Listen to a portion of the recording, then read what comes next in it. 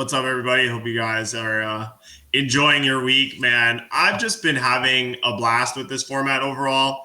I don't know. I feel like I might have mentioned it last week, but the format now that we have, it's like some of the most fun I've had playing the game and being like I'll just open up the ranked sim and just play games for fun, off stream, just because I want to, just because it feels nice. And I haven't felt this good since like 4.5, I think, when they made that random ban of all the red cards for a little bit. Sure. But it's been really nice. And I'm really excited to have Keck Flay on our little podcast here. Kind of old acquaintance of mine. We go way back on a couple of things, but I've been following his work for a long time, which is nice. He, has a nice little YouTube channel, was one of the first to have a real Patreon up and going to try and help people, even before the new Metafy meta or whatever. But we can talk about that too. But but he's got some bona fides. He's done pretty well in several of a tournament as well, and I'm happy to have him on to chat a little bit about the meta and stuff. So. How are you feeling about OP12 NA bans? I hear you're a little less high on it than I am, but I'm actually, I'll talk about one thing. Sure. Here we go. Podcast takeover. We live in a world where Gum Gum Giant still isn't banned. Okay, they just said screw it, and now we've all decided to live in it. We live in this world now. The Gum Gum Giant is still a card that we have to play around. So, regardless of any of that. Right. Actually, locals is very fun. That's going to hold any game together.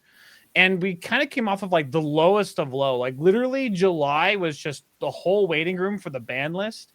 And then we had to wait all of August, basically, even after the ban list. Like we had to wait till like the end of the month because people were still on their pre-ban list stuff. Right. And now we're just coming on to that high of all this. So the meta feels okay, right? All the bad decks are hard to play. All the good decks that are not very fun are very strong. And I mean specifically Bonnie, right? That's actually my number one issue is actually You think Bonnie's an easy to play deck more so than some other decks? I think Bonnie is easy to play if you just draw good. Yeah. If you draw bad, it's impossible. You'll just lose. But if you draw good, like any deck, I don't know.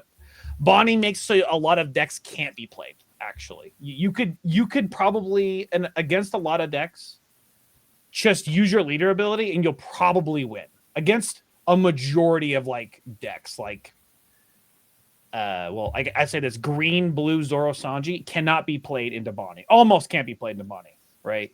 Pretty much, because it rests your leader. Yeah, when they swing the character. So, you can't. Most decks I can't deal with 8-cost kid, just can't play into Bonnie, right? Whether that being Vegapunk or even what's the major Yamato is a very powerful one. They can't deal with 8-cost kid, right? In that regard, so it's interestingly tough, and Bonnie doesn't have a direct counter. Right. Like even Lucci, it can't lose to like today. I think it beat a Lucci and it was not even close. Right. Yeah. So the biggest counter right now for Bonnie is still Blackbeard. Like Blackbeard's still really, really good, really tough to beat. Like if they can set up Van Auger plus 7 drop, it's almost always like rest in peace. But I'll actually talk about that real quick. Sorry to ramble. No, you're good. Blackbeard. That's actually my third pick right now of a deck. I played Blackbeard this last Saturday for like a pretty serious local. I got the top cut and I made like one minor mistake and I lost. And I'll tell you what, even though it does so well, I just don't have fun with that deck in person. It's one of the funner sim decks, actually. Right. It's actually because it doesn't require so much setup and you can actually start memorizing stuff. But when you see so many cards and Rayleigh showing you that they have unblockable, you don't know if that was this game or the previous game. They showed you two unblockables, and things get really puzzled together. And I that's why you don't see a lot of Blackbeards in locals because it's not very fun to play or play against.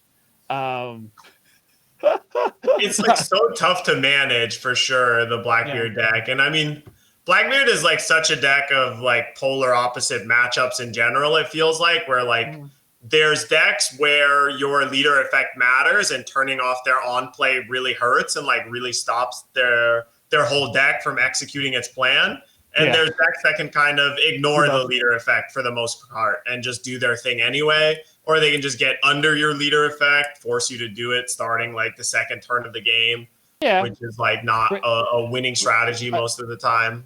I'll tell you, Rayleigh's like that. Like Rayleigh's a good deck against Blackbeard, except it has a lot of good on play cards. It actually floodgates it a little bit, so it's actually a balanced matchup, right? So I don't know. What do you think, Kebby, about? I'm gonna say local fun. Okay, what are you bringing to? What do you not want to see at locals?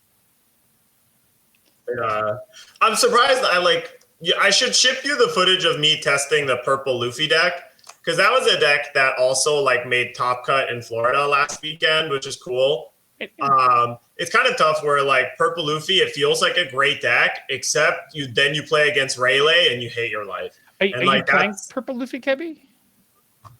Yeah, I guess the Mr. 2 is kind of like one of the stopping factors of purple Luffy, but for playing on the sim, it's been pretty good. Okay. Yeah. Well, I mean, there's also like sim locals and stuff, but there's a warfare that goes on.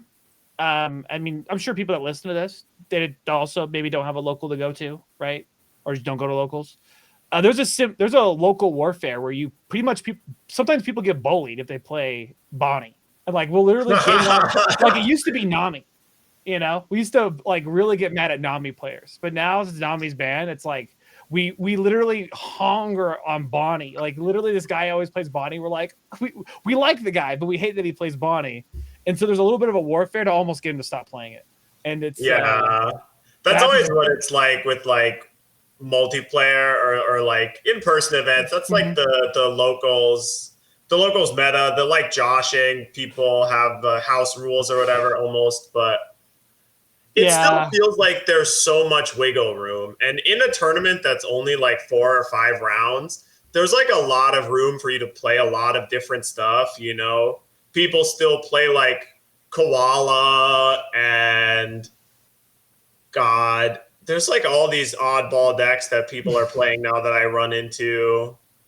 Of course, like Yamato making top cut last week was really interesting too. And got second in some region. Vegapunk got second. Yeah, that's another odd one. And like, it just does feel like the best decks are good, but there's still room for rogue decks to like, obviously you need to hit really high and you need to high roll. Yeah. But if you high roll, then you do actually have a chance to win. Whereas before, like, and I'm sure like Blue Purple Luffy is kind of the next thing that we'll have to talk about because you were the one too that mentioned even before we started the podcast, Keck, that like Blue Purple Luffy does now have the highest win percentage of and the highest play rate on the sim. Yeah, I mean, Rayleigh and Zoro still have more games. Period. Right, like Rayleigh has like 6,000 matches and Zoro has 7,000 matches, but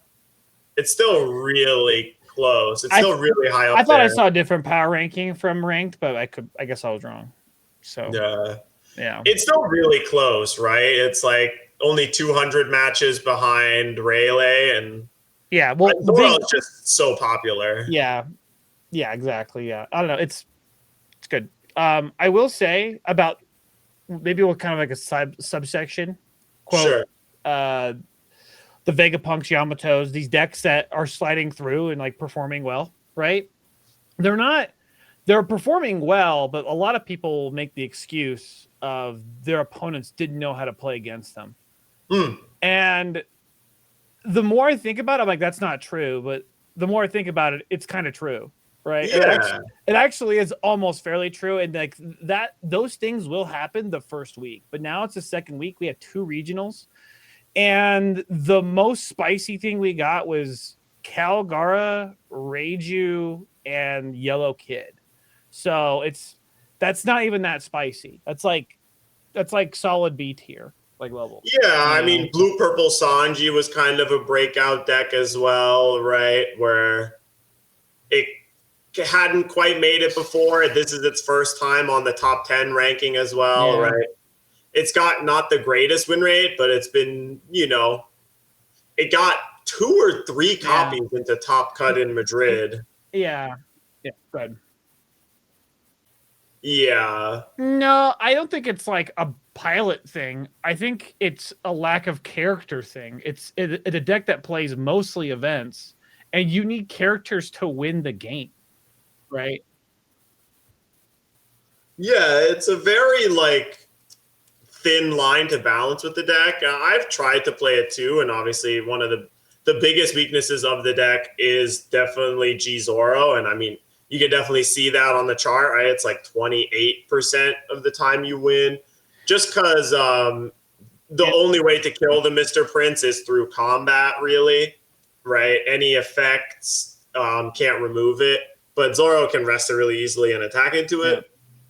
But people are still coming up with some really interesting versions, right? Like Jozu was the first innovation, but now people are also starting to play Rosinante and the 8-drop Don Quixote do Flamingo. And try and go that route to add more characters to your deck and more draw power as well. Sure. Yeah. All right. Well, what do we want to talk about right now? I don't know if we're just kind of freeballing or are we. Yeah, it's like mostly related to the power rankings, and then I assume in a sec we'll pull up some of the top cut results.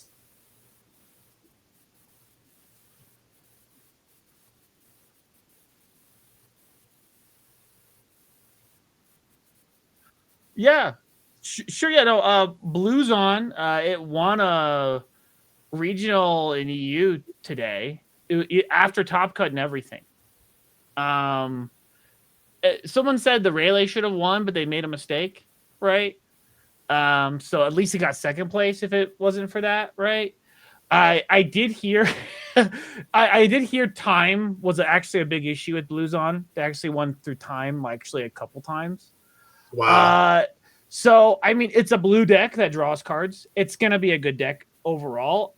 Over the other decks that it plays against, it seems to have a fairly similar win rate, like at least almost a 50-50. That's the kind of crazy thing about most blue decks. They have close to a 50-50 against anything, right? It doesn't really have a winning or a losing, other than I guess does it lose to blue purple pretty hard? Yeah, blue purple's the one really rough matchup. Okay.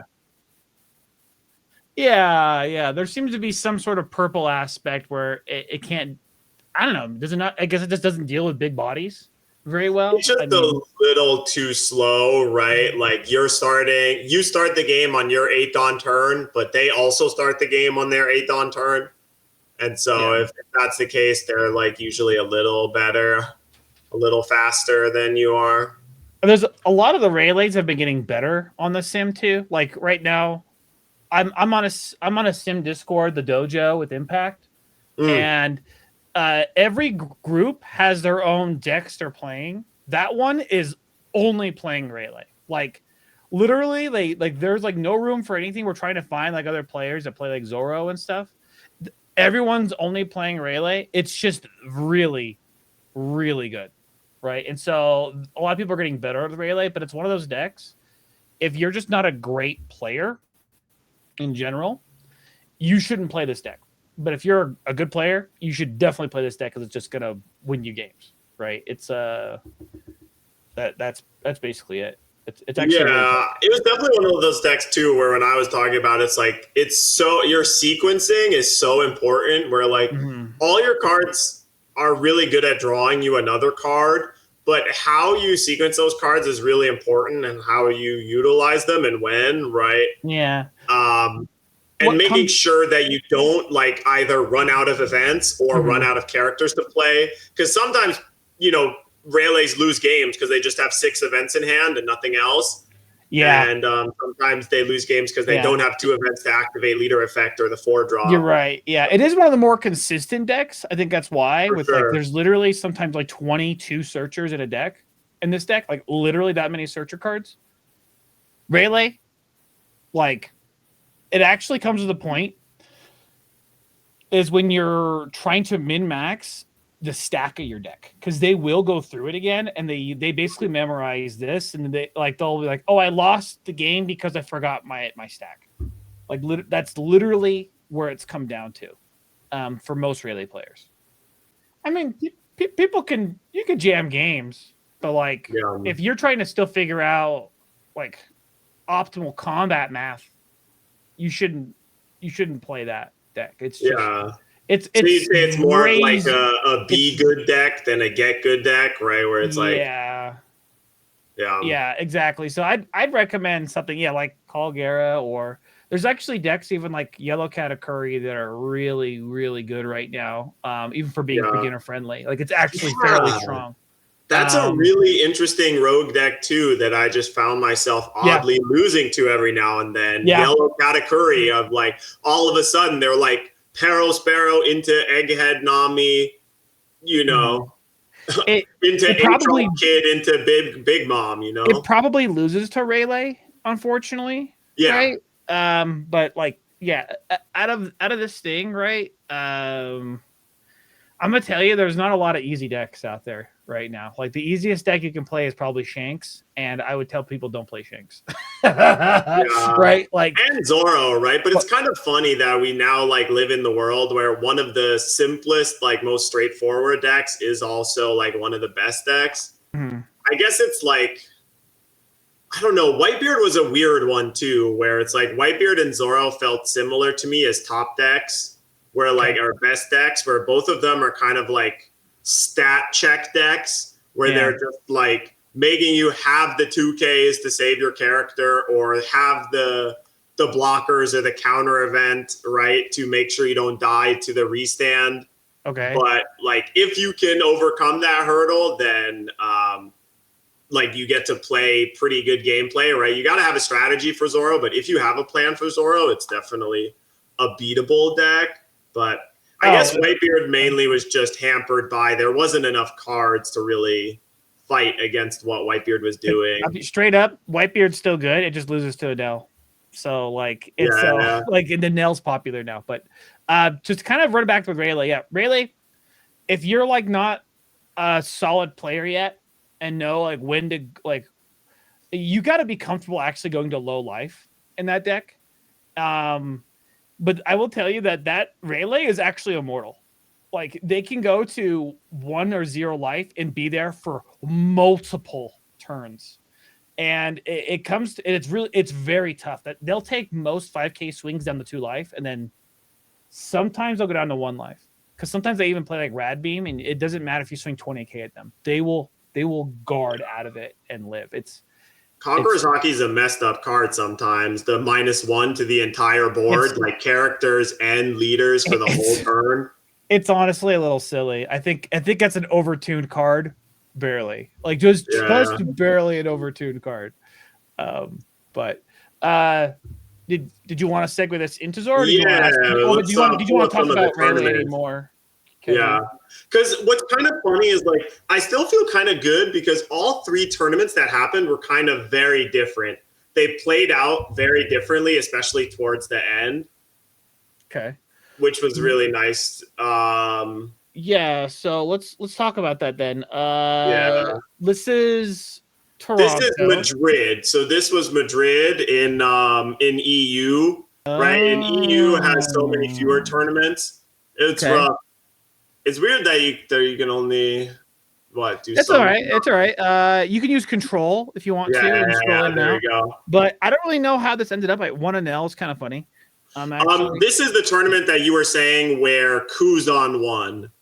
I don't see Kuzan. The finals was my god! The finals was Kuzan versus Rayleigh, like you said, yeah.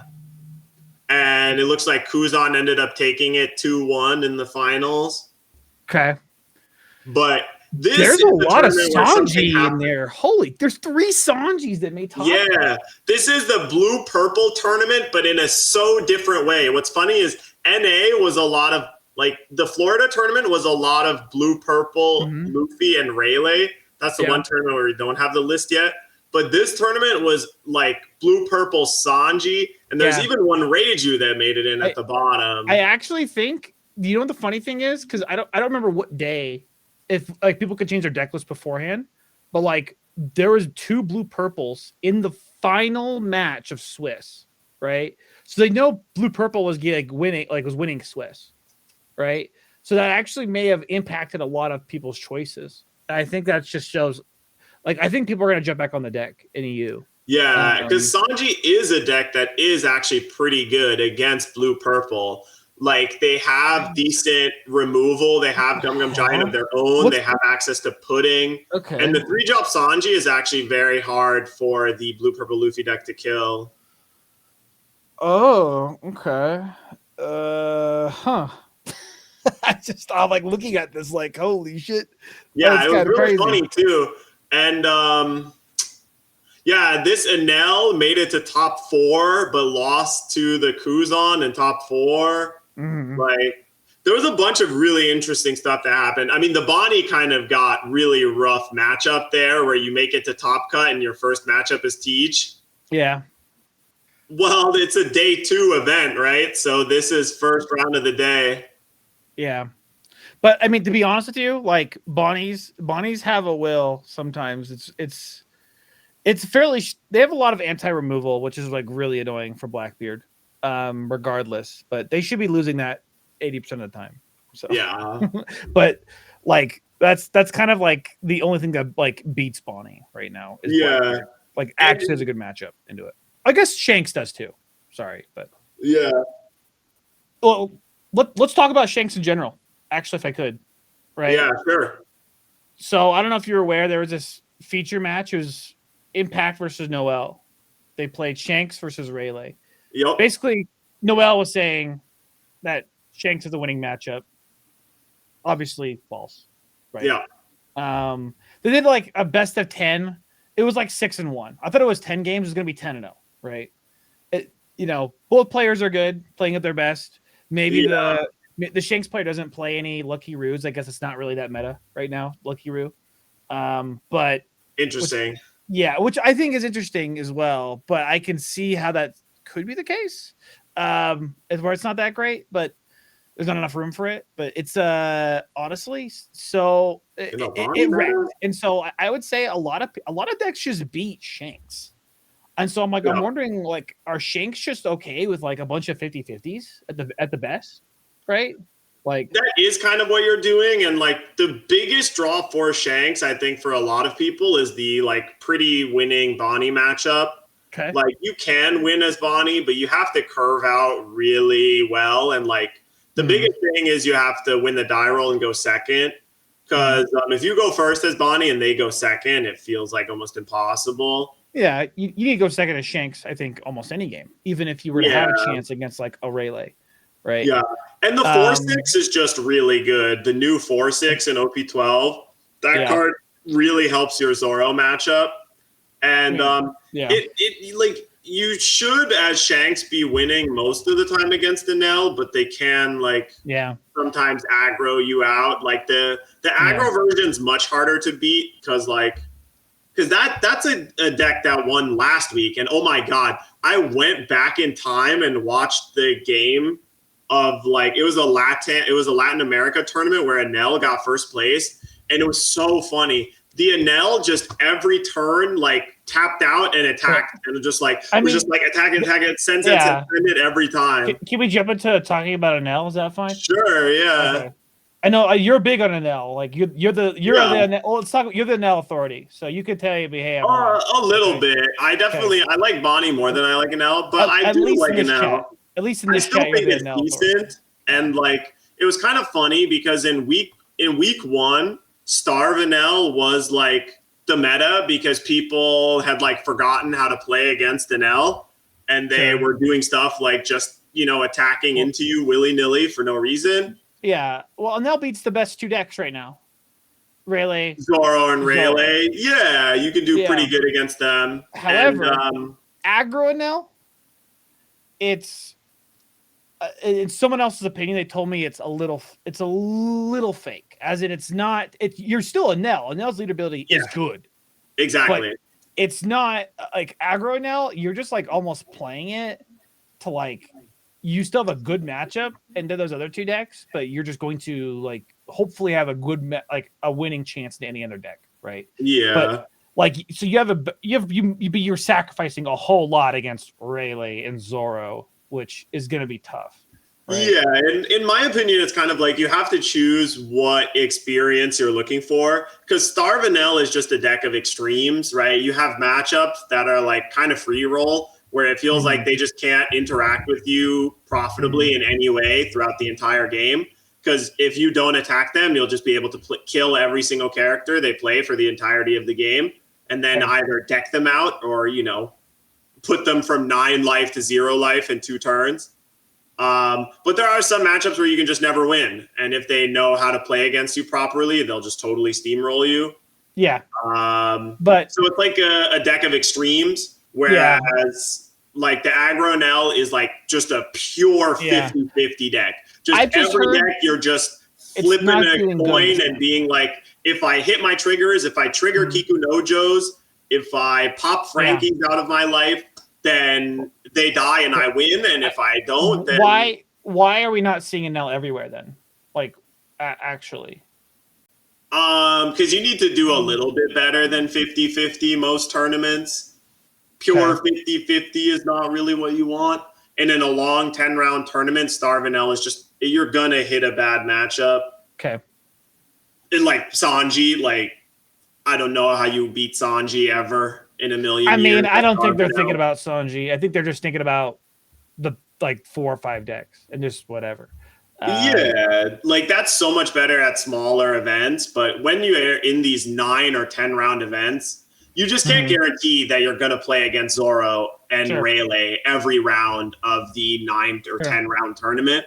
Sure. But sometimes you do, and then one squeezes in there, right? So Anel's good, but not everyone's playing it because why? Because blue purple Luffy? Is this the problem? Like, because you gotta like the character or the color. Like, okay, well, why are people not playing it? There has to be like a win. Like, I know good players, they don't want to play it because it's just not great. Like, is that?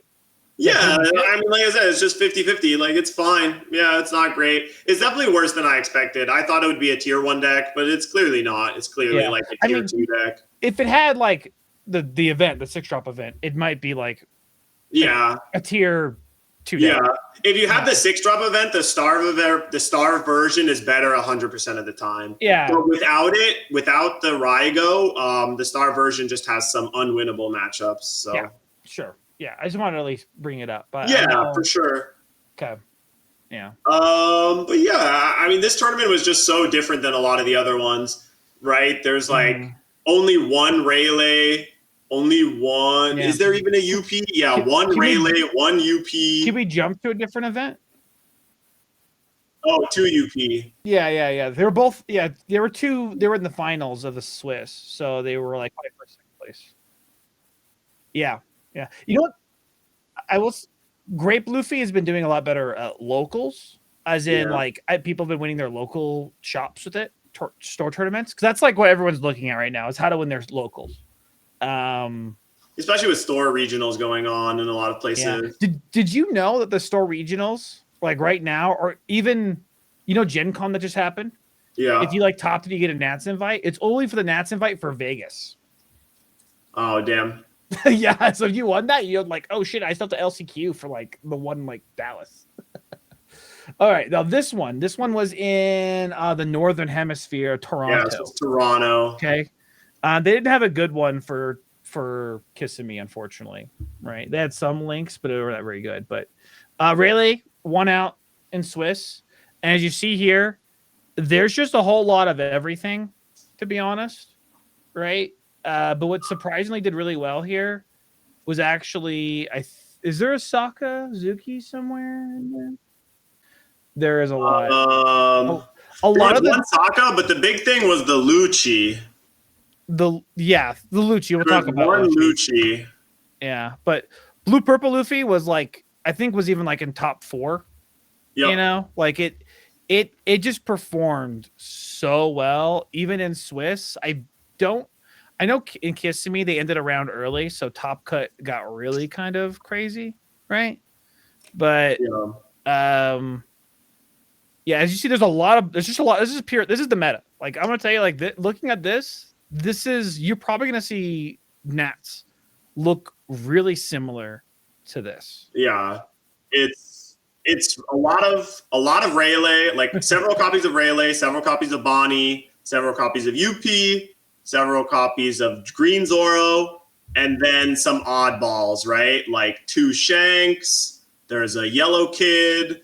There's 2 green purple Luffys. There's an Enel. There's an Algara. Yeah. And there's a Lim and a Lucci.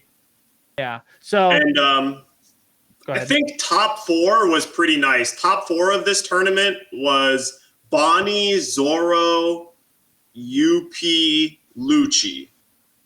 And finals was actually Bonnie versus Zoro, and Bonnie took it down. Yeah. I mean, it's just the meta. Like, it literally is the top 4 meta is that. I will say, I mean, the thing is right now I'm trying to say there's cliques going on that are only focused on one build. Like my Discord, that like the Impact Discord is like strictly like it's like all Rayleigh. But like if you go like kind of on the west side right now, they're actually very high on Zoro and up. And then in the New Yorker north side, right, they're all on blue purple Luffy, like especially Clyde, Jonas. Yeah, they're all like still on you drinking the blue purple Kool-Aid. It's good. It's so good. It's really interesting, by the way. They showed the usernames instead of like their first name. Right? Yeah, that's funny. And so yeah, this way you could tell it's a North America, right? This was throughout the whole tournament too. They used their Bandai TCG usernames throughout the whole tournament. It was really funny. I've seen some sus names. I wonder if they ever saw one. Okay, we can't use that because I'm sure that's had to have happened. Yeah, that happens all the time. H Strong was a close one. Yeah. I mean, you know, have you ever like been at locals before? They don't have table markers, right? Yeah. And then you go and you're like looking at your phone. You're like, is there a mommy milkers? Yeah. No, literally. Yeah, that's yeah. But anyway, yeah. I tried to compare this to the one down south, right? Top Cut, because I don't know if you got a thing of that, right? But not yet. Unfortunately, they never showed it on stream. Essentially, there's like Sakazuki's, Lucci showing up, right? And I want to say like those are still good decks, right? If you wanted to play those, but the majority is right now, and I think people are even like jumping off of like really hard decks, and they're jumping back on blue purple Luffy because when you play like a 8, 9, 10 round tournament against really good players that don't make mistakes, it's just like now it's just a roll of the dice, and we're kind of in. You don't want to be stuck in the bad part of a triangle format. Oh, you know. Wait, I found it. You found nice. You found Kissing Me. Probably. People skip that art. No, wait. I was actually surprised. I think that's a streamer. I see him stream occasionally with that username, favorite anime villain.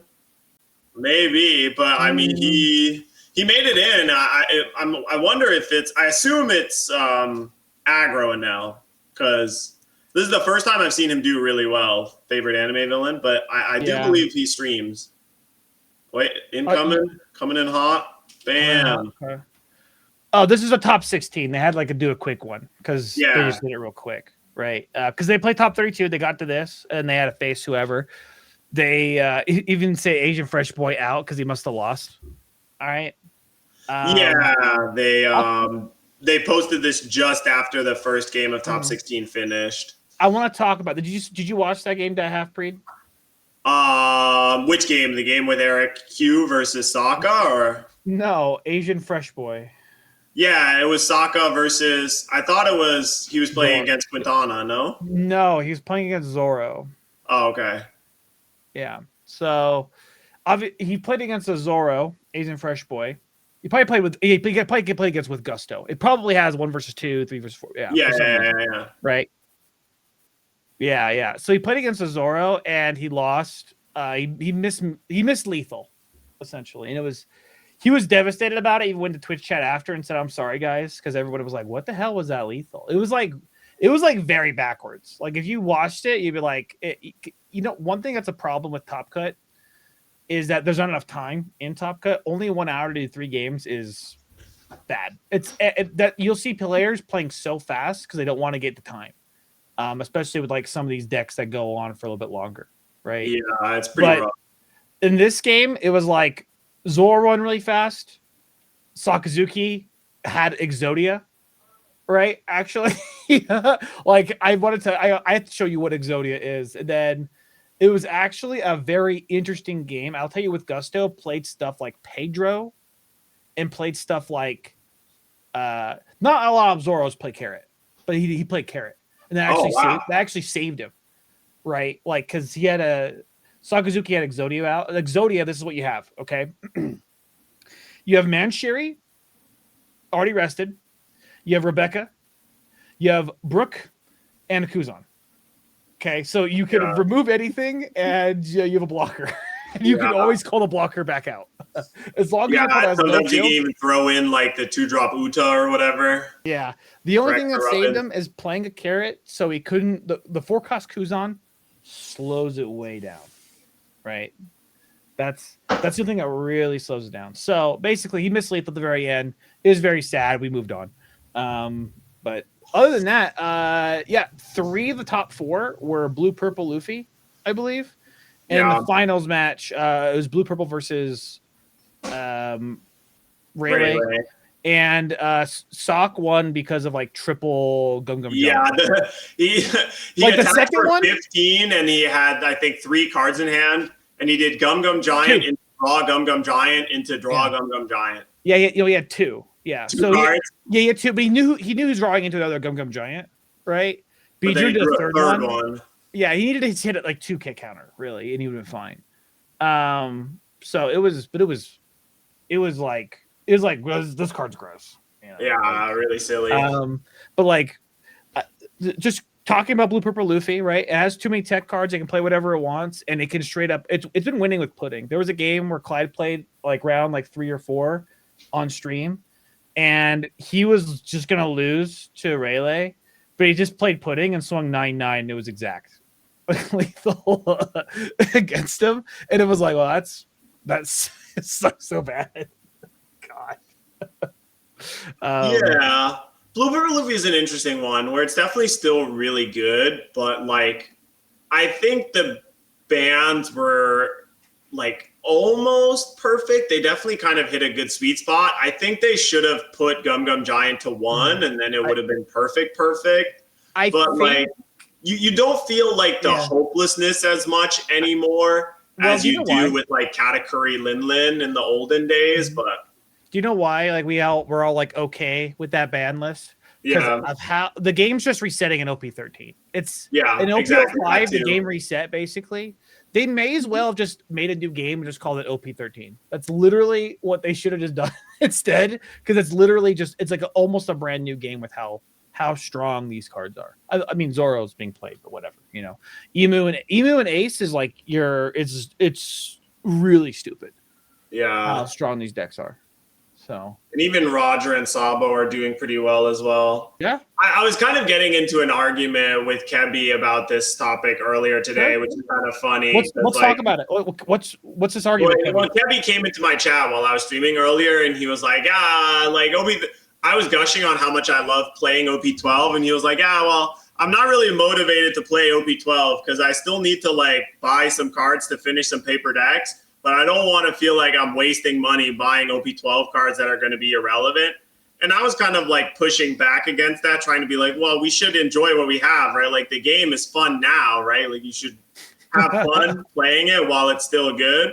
But I definitely feel people's saltiness, I guess, because this is like, it's like one of the first times where it really feels like a lot of other older decks are getting pushed out of the meta, almost even more so than like when Sakazuki was printed the first time around.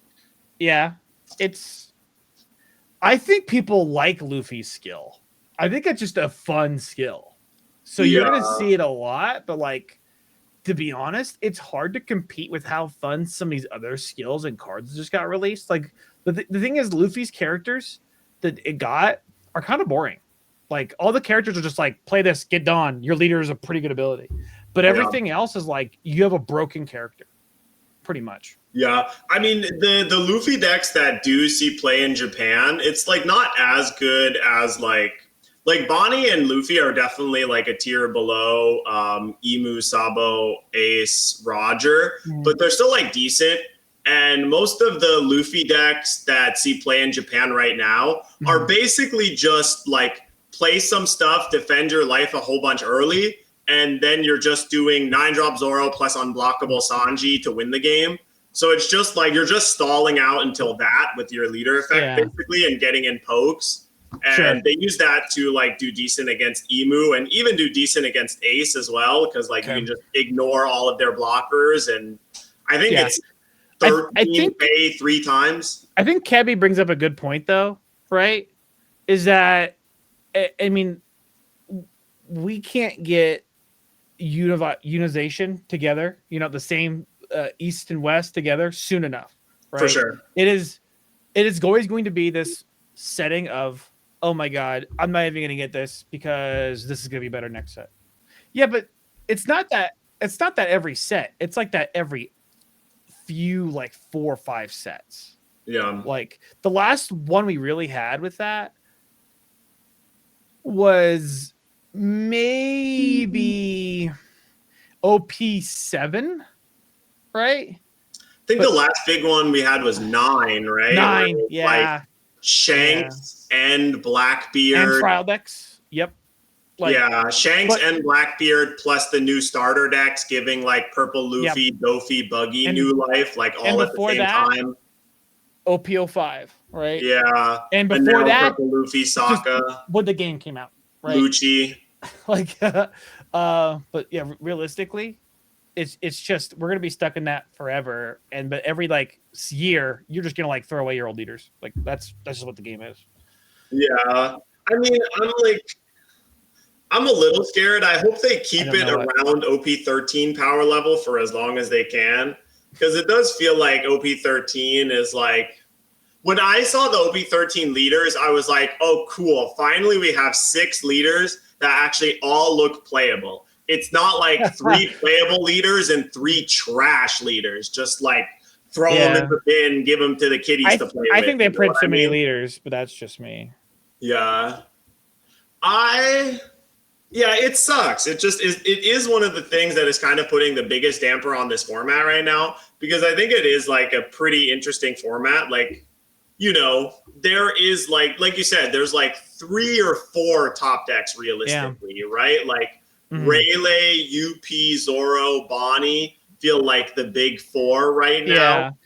But each of them have like a rogue deck that they can just never beat in a million years. Sure, yeah. I do want to like kind of maybe transition topics barely. Kind of something with Kebby is saying, you know, he's newer, started basically OP10. We'll say about that. Okay, right.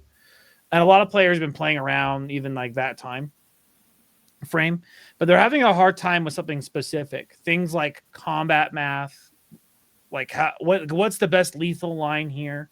Or how do I survive this? Like, was I just dead on board? Like calculating things like that, right? And it's different than it used to be. The game used to be very vanilla. If you ever play pre-release now with like Luffy, it's actually pure One Piece. That is the purest Christian One Piece you can play with the vanilla Luffy, right? And it ends up being pretty fun. You can actually show like skill. But now I'm going to tell you that every deck you play, every matchup you play is scripted. Okay. You can play any given deck. You can play any, you can draw any given hand, but it's most likely this leader has faced that leader in this scenario with this similar opening of hand, right? And both players, knowing how to play the game, have maybe already played it out. So I'm saying that like you kind of have to know the script, you know, you kind of have to learn your lines before you jump into a deck facing another deck now. And it's not like this whole thinking point. You just play what your deck does, and your deck does that really well. I don't know. Yeah. I'm definitely a little bit more hesitant on that, where I do think like there's a lot of agency in a lot of the matchups, and I had a lot of fun watching a lot of the games just because it really feels like, I think that I don't know. I feel like I described it once where like I definitely agree that like in the format right now, like 30% of all, or like maybe even like 40% of all games end up in a steamroll. But I do think there are some games where both players don't draw optimally, that there is room for a lot of like really interesting back and forth to happen. I mean, I think yes. What you're saying does happen sometimes where some of the games are just scripted. You have a curve, you play it out, you do your thing. But like there is enough interaction in the format to make enough variance in the games, I think. So I do agree with one thing you're saying. That, like, there's more games overall, and especially with how much more data we have now than we had before, it's like more things get solved faster, and there's more like Metafy breakdowns of the whole matchup and which cards you're supposed to sequence into which cards and which matchup. I'd like to say something, if I could, that half-breed. I agree that when both players draw bad, those are the only entertaining games. Like, basically. But with how decks are built, all good decks are built to be the most consistent as possible over 9-10 rounds. You don't see an inconsistent deck doing well, right? That's very hard for an inconsistent deck to do well in any of these tournaments, right? That's kind of like, that's a weak point of it being inconsistent, right? Maybe I can't think of like a deck right now off the top of my head, like from previous sets. That I think we were seeing more inconsistent decks do well in this format than other formats, right? We have like the blue purple Sanjis, the random Vegapunks. I don't think those decks are inconsistent. They're just not the same power level as some of these other decks, right? They're not built the same. They're built worse. Unfortunately, they're not built different. They're built worse. But given that, it's very hard for a lot of decks to actually both heavily brick. Like you'll see stories like that. Like you'll see more high rolls stories than low roll stories. It used to be, my deck bricked. I couldn't see a single thing and I lost. Right? You hear that sometimes, but now it's my opponent saw ramp 9-drop Sanji this, right? Ramp this that. My opponent saw Rayleigh 1-drop 4-drop Luffy into this, 4-drop Luffy into this, like twice over. My opponent, they saw Kuzan into Lucci. People more complain about opponents high rolling than them low rolling, because that's just what it is now. Decks either just really high roll, because they have to in order to beat like any deck. Now you have to high roll. What do you like about the deck? I'm excited to hear. What do you like about the deck? You're starting to sound like a true One Piece player.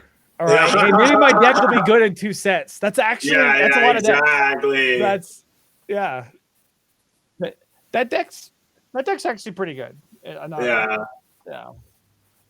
Like compared to the two, fortunately we're all it's cardboard. But like I guess the last thing that I kind of want to talk about a little bit before we can call it a podcast is like, I think that this meta is like not a bad one. It's definitely better than some of the metas we've had before this one, and it's like, what's funny is like this tournament, the Florida tournament, was like the least diverse tournament, or at least in terms of like the top cut, right? Where it's like, there's 4 Rayleigh, 4 UP, 3 Bonnie, and then a bunch of 1-ups. Again, I do want to say they had to cut around early because. Oh, really?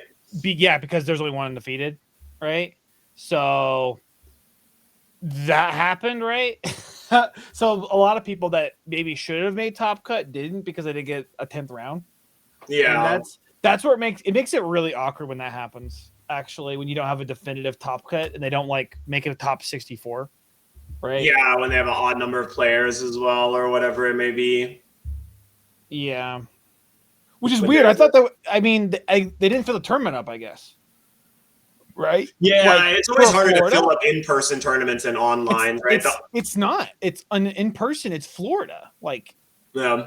I don't know. I I'm surprised. I guess people like call out last minute or something.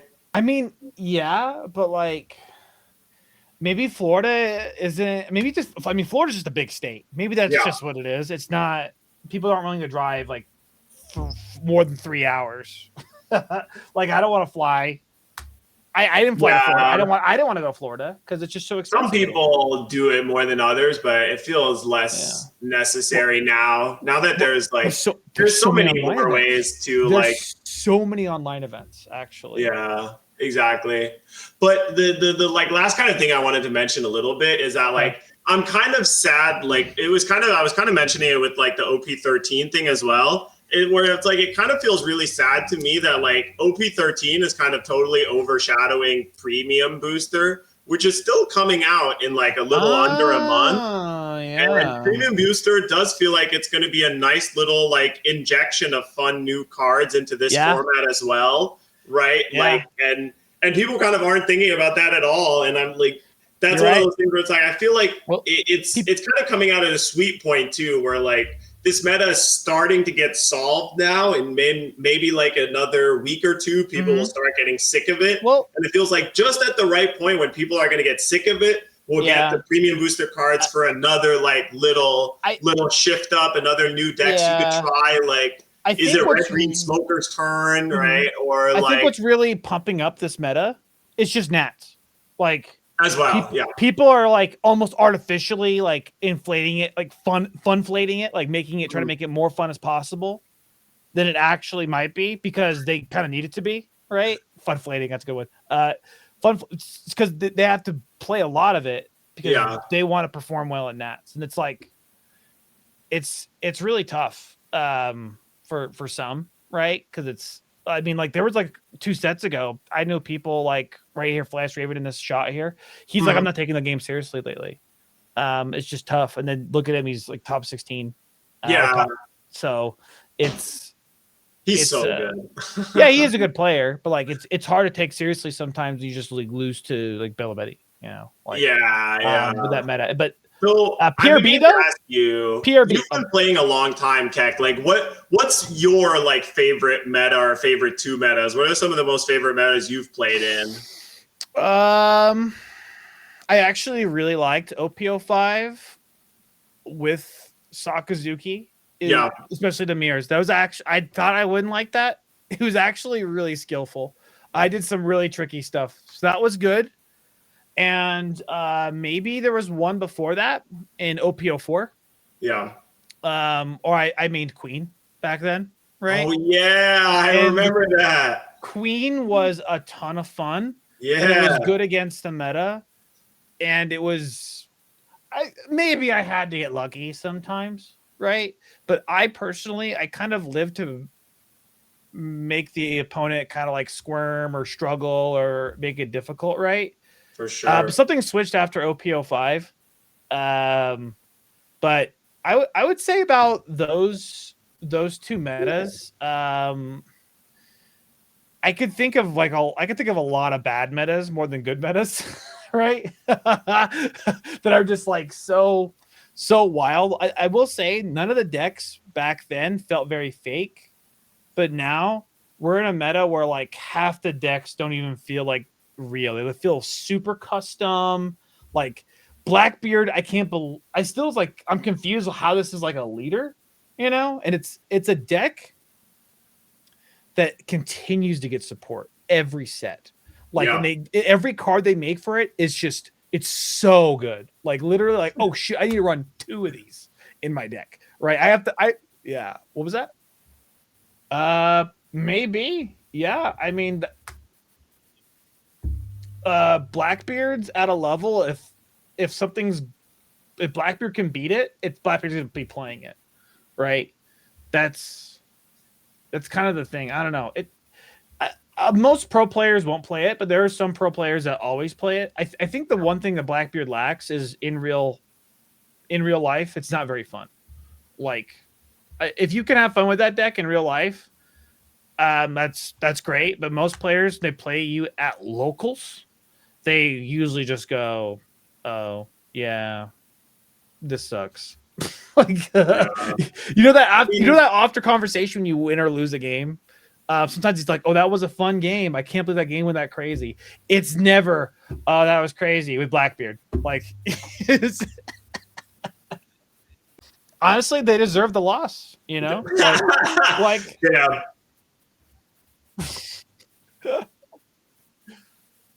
yeah, Yeah. that's. I I mean, think you and play this was Blackbeard Eric to have a hate Quintana boner too, against who's him. another player who's really good. Who? Eric Quintana. Yeah, Yeah. he played Blackbeard here. But he can Yeah. play any deck, really. I'm actually curious why he played this. I assume his locals is very Bonnie heavy. Yeah, he was a BY player for a long time.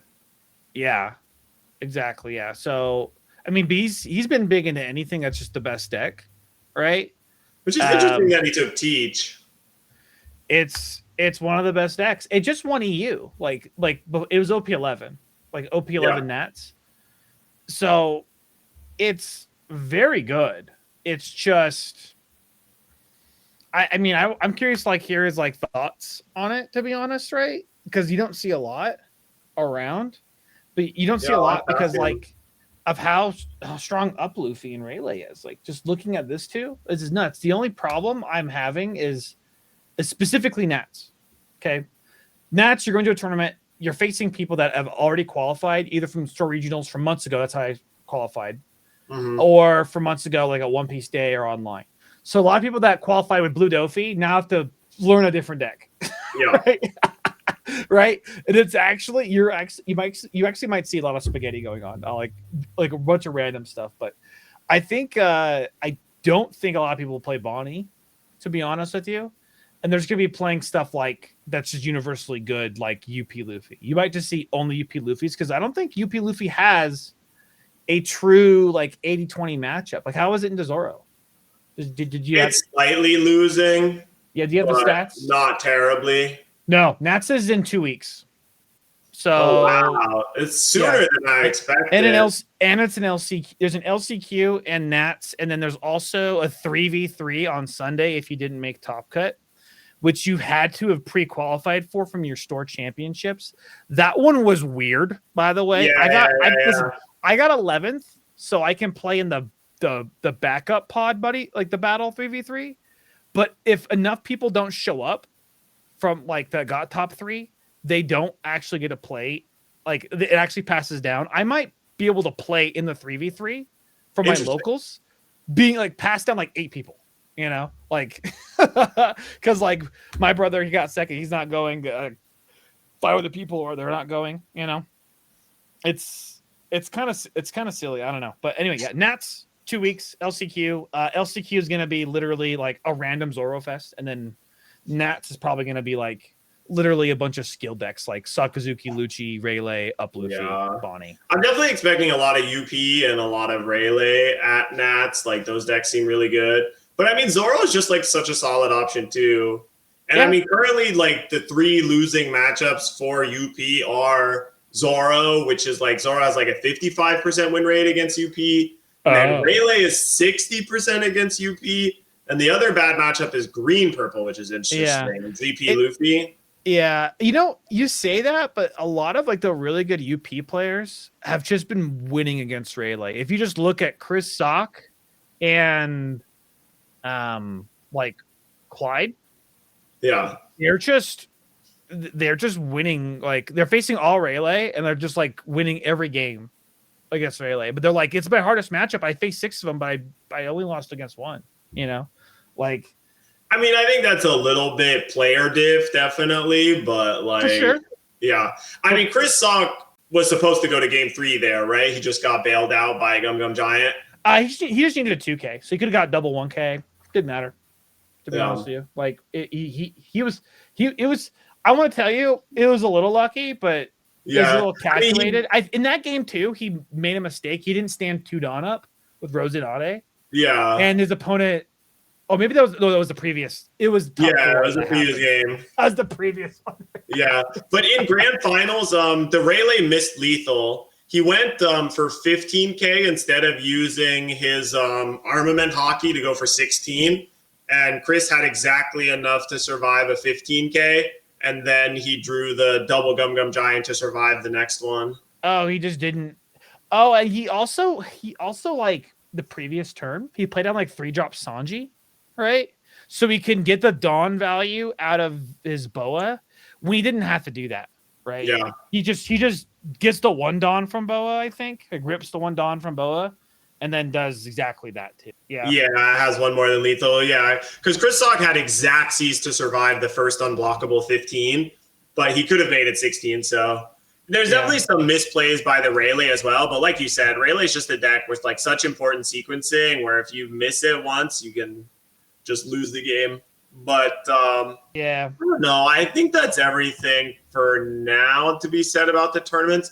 I'm definitely super excited for Nats. I almost forgot that it was going to be a thing. Are you going? But I think Nats could be really hype.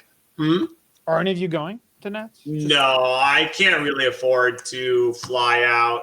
But I'm certainly going to be trying to watch and restream. And it's like, it's really exciting. I think as long as we don't have top 4 all UP, I'm happy. It might happen. It totally could happen. I'm trying to hope it doesn't happen, but I think Nats could be really nice. And if Nats sets up for a good Worlds, then we're in a great spot. Because the last Worlds was rough. Worlds isn't until like next March. Yeah. And we're gonna have a second Nats, which is probably OP14. So we don't even know what the cards are for any of those. But I forgot. I didn't realize that there's a second Nats. It's not just Worlds in January. No, there's another Nats in Vegas in February. People have already qualified for it because the tournaments from Gen Con and the store cups going on right now, like literally like there's store cups going on like as we're speaking on Saturday, Sundays and stuff. That isn't for this Nats. That's for the next Nats. Because there's somebody they like basically won Gen Con, right? And they're like, oh, sick, I got my Nats invite. And then it's like, by the way, that's for Vegas Nats, not for this Nats. It's oh, so I still have to qualify through LCQ. Got it. So they're like, it's pretty interesting. They're trying. I will say there's a ton of online events every month, which has been like pretty welcoming for me.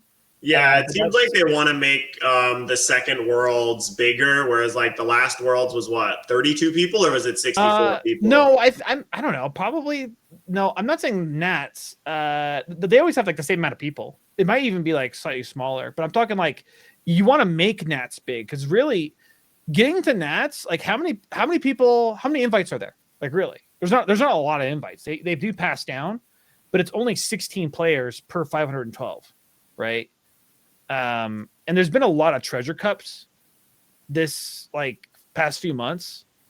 So there really isn't like a ton of people, like maybe like 300, 400. That's actually a small tournament. If you think about Nats, it's like 300 or 400 people.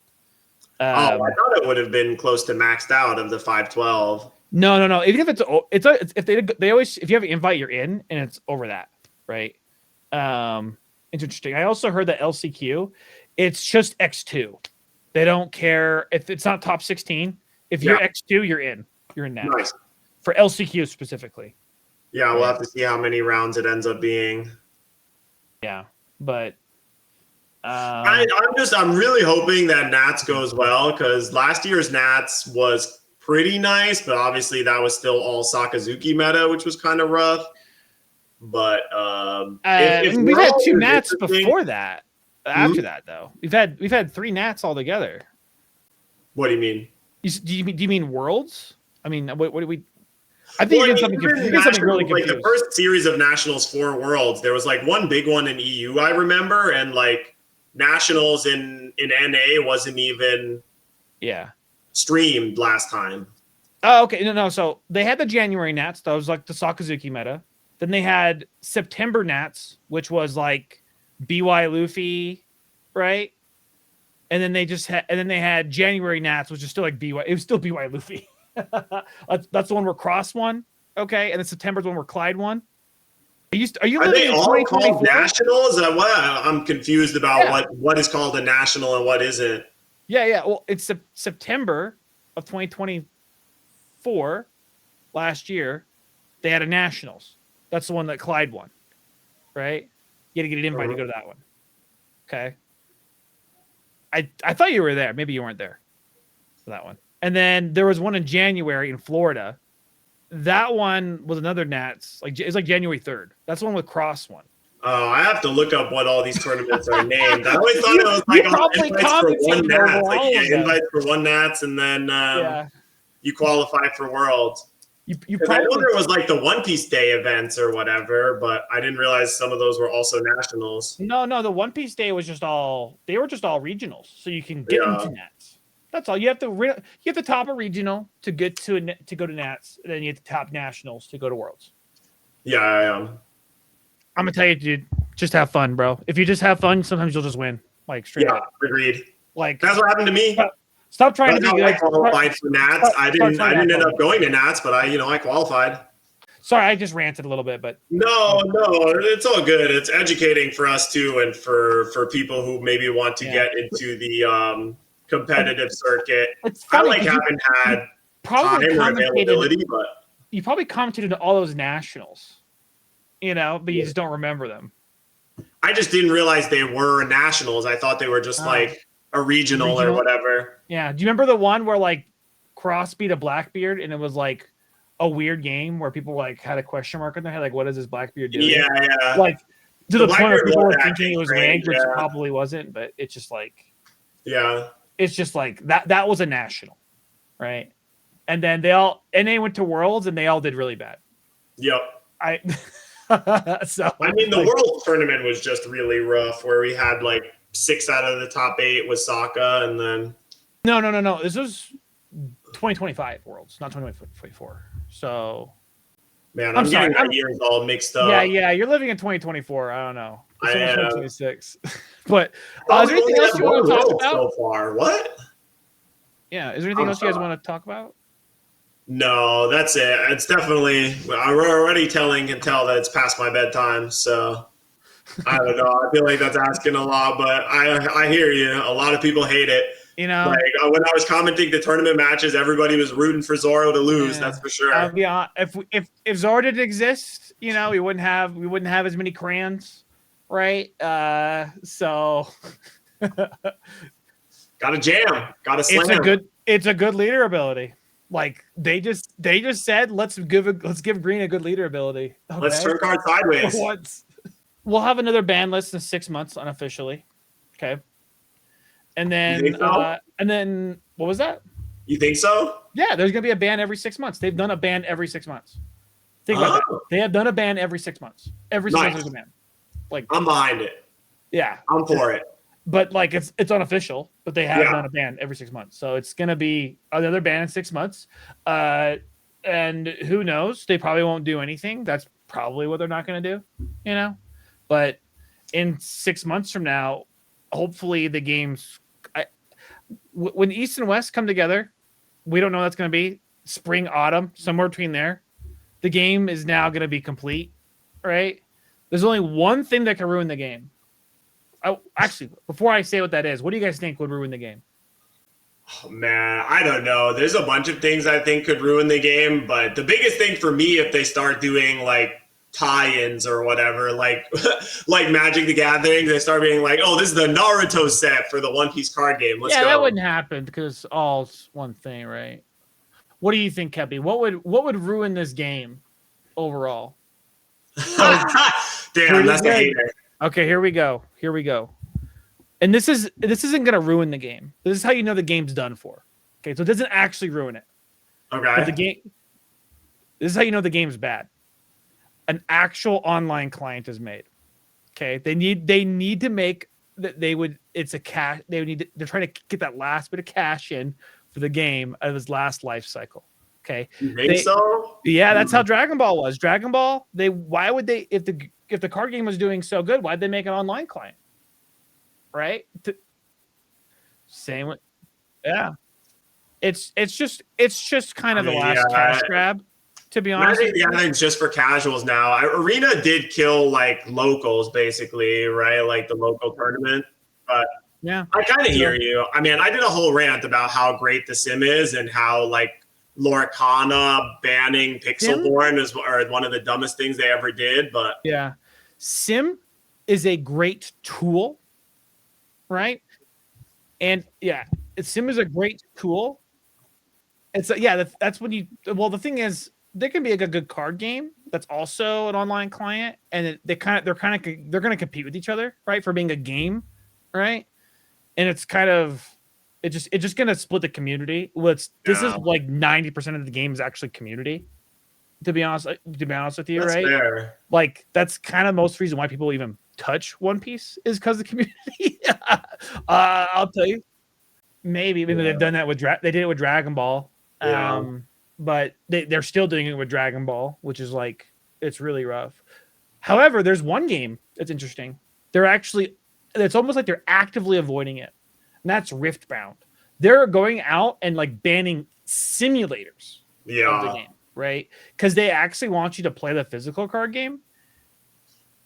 Probably because they know that the game is going to have a large community because a lot of people have been touched by Riot. Touched me, okay? Riot touched me and touched a lot of people, and people are going to play the game because of the brand, right?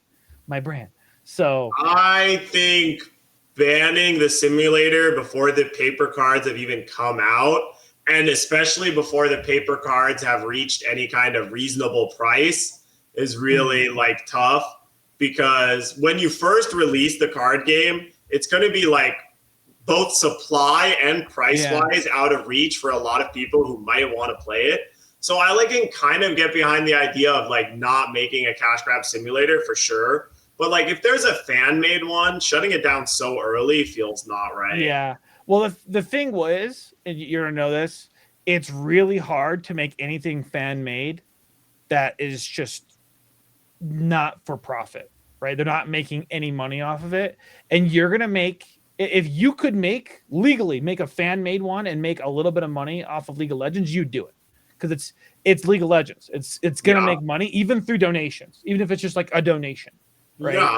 Yeah, you're talking to the wrong guy because I see absolutely nothing wrong with that. I know. I think most claims of like copyright infringement are totally asinine.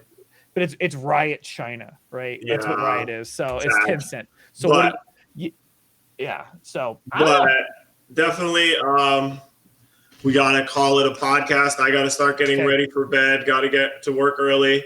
But it was really nice talking to you, Keck. I definitely hope we can call you up again sometime to join in on the podcast and talk about other stuff. I just want to argue with you more, okay? For sure. Before you go to bed, make sure you give me a call. I love banter, so I always love having you in the stream. Every time I face that half-breed, his whole chat's like this, just fucking fist up. But any shout-outs before you go?